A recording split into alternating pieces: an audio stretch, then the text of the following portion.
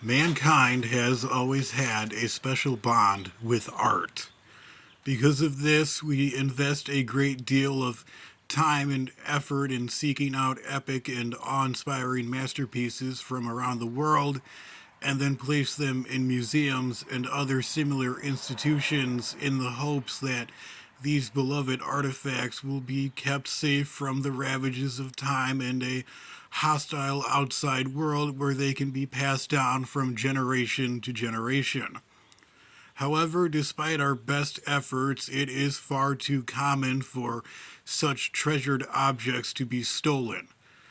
And while most of these thefts can be easily solved, other such cases end up becoming unresolved and unsolved mysteries.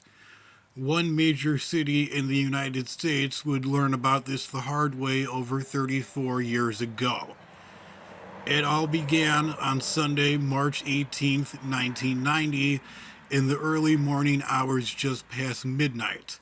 For the most part, the city of Boston, Massachusetts is calm, quiet, and still. A loud and festive St. Patrick's Day party is coming to an end. As partygoers make their way out of the bar and to their cars to begin driving home, many of them catch a glimpse of what appears to be two policemen sitting in a squad car that is parked near the front entrance of the Isabella Stewart Gardner Art Museum.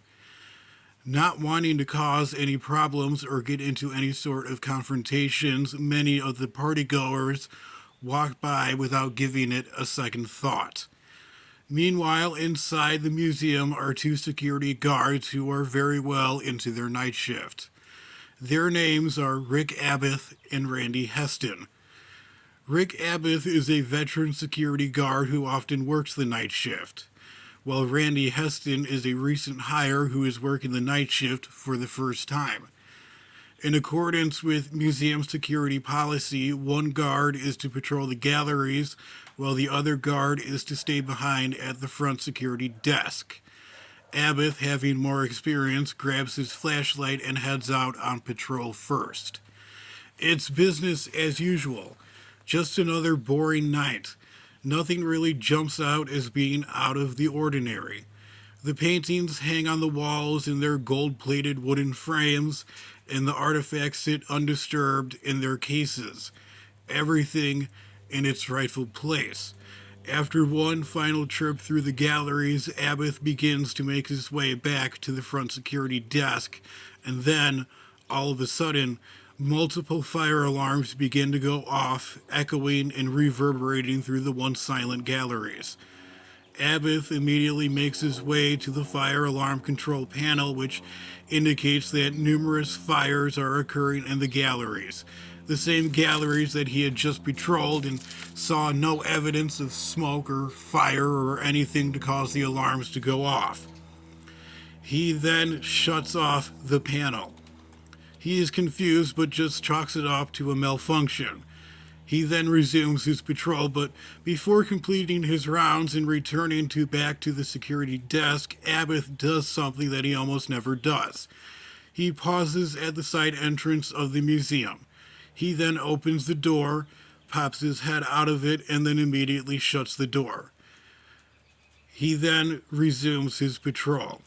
By around 1 a.m., Abbott returns to the front security desk, by which point Heston takes over the patrol. It is now 1:20 a.m., and the two supposed policemen from earlier drive up to the side entrance and then walk up to the side door, the same side door that Abbott had mysteriously opened. The two supposed policemen then ring a buzzer, but no one answers. They then ring the buzzer a second time, and a voice crackles over an intercom adjacent to the buzzer. Abbott answers through the intercom. The two supposed policemen inform Abbott that they are investigating a disturbance. Abbott sees them on the closed circuit TV at the front security desk and indeed confirms that they are police officers. Eventually, Abbott lets the men inside. They then ask Abbott if there is anyone else in the museum with him, at which point Abbott then radios his partner Heston to return to the front security desk. The first supposed policeman tells Abbott that he looks strangely familiar to him, and, in fact, they have a warrant for his arrest.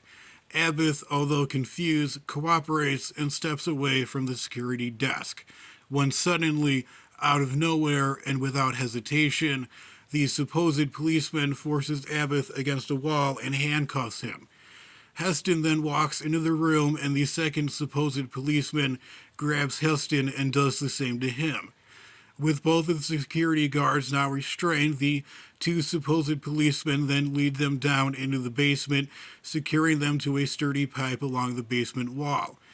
It is at this moment that one of the supposed policemen leans in towards one of the restrained security guards and whispers in his ear, quote, "Gentlemen, this is a robbery."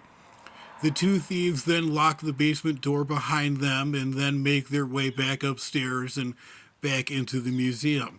They can now operate with a degree of free rein that they will soon take advantage of.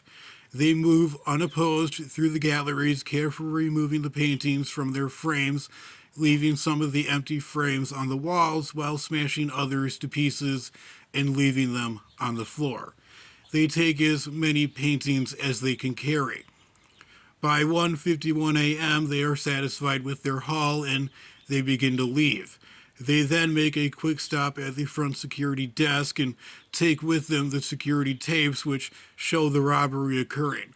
At 2:51 a.m., they then load their getaway car with the artworks. They then get into their car and then drive away into the night, never to be seen again.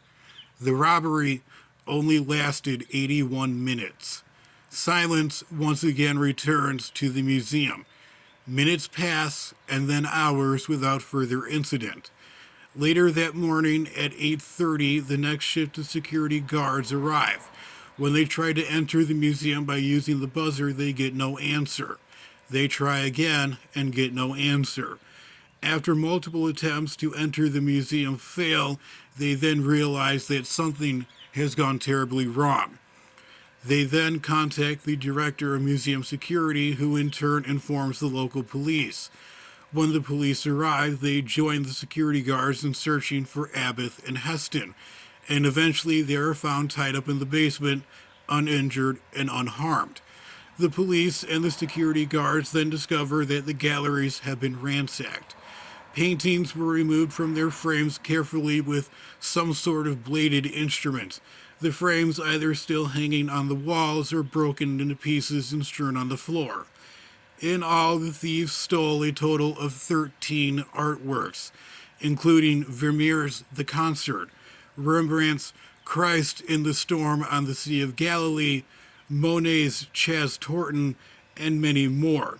Combined, these artifacts and artworks were valued to be worth a massive $600 billion, making this not only the largest art theft in American history, but the largest art theft of modern history.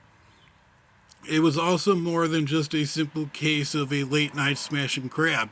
This was well-planned, methodical, and very well executed.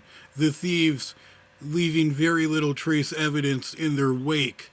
Eventually, the Federal Bureau of Investigation, or the FBI, takes control of the case. They explain that there was a strong possibility that the stolen art may have already crossed state lines or even across international borders. The FBI agents, despite an intense investigation, could also find very little trace evidence either. No footprints, no hair, no fingerprints, not a bloody thing. They attempt to gather first-hand accounts and eventually they compile a list of potential leads. These individuals include the security guard, Rick Abbott, notorious Irish-American mobster, Whitey Bulger, Brian McDevitt, a conman with a history of attempted art heists, as well as numerous suspects who were tied to the Boston Mafia.